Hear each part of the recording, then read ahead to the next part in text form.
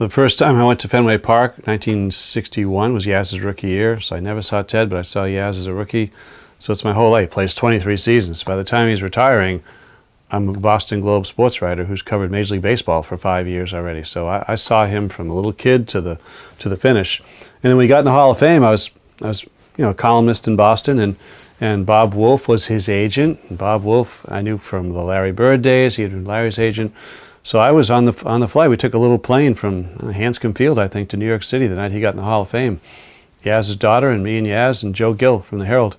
So we had a small party. We had dinner, and so we got to a little bonding time there. And I went to his Cooperstown induction. It was '88, all the same year. And after that, I think with players like that, they'll latch on to one or two people who kind of know their, you like the older people like you who remember when you were great and young and all that. So I think that I benefited from that, where all of his contemporaries kind of died off, or there weren't a lot of writers still around. So I was the closest thing for that, maybe.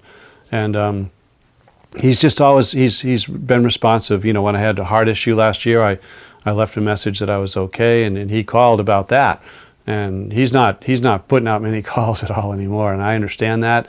He gave us his game, and that's enough. And it's been a great run. I don't know how many more times we'll see him, but that he was at Fenway on opening weekend here in 2025, and that's great to see him. But he looked. I don't think he wants to be walking across that outfield too many more times for our pleasure. He stays up in the North Shore. He fishes, and he does his walks, but like I said, he gave us his game, and that'll do. We were close to doing a book in 2010.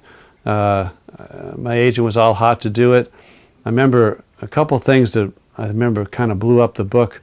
I remember we had a meeting with the agent and myself and Yaz in Fort Myers, and it looked like we were getting kind of close. We had money and publishers and looked good. And at one point I talked about, I'm going to have to do a little bit of research. We'll probably just go fishing 3 or 4 times, and I'll have a tape recorder, and I'll have everything I need. You don't have to do anything. But I'll talk to some of your family and people, and probably have to talk to your ex-wife. My agent almost came across the table at me with his keys to gouge my eyes out at that point, because Yaz just blanched. That never would have happened. And it was a disincentive. And then I remember the contract.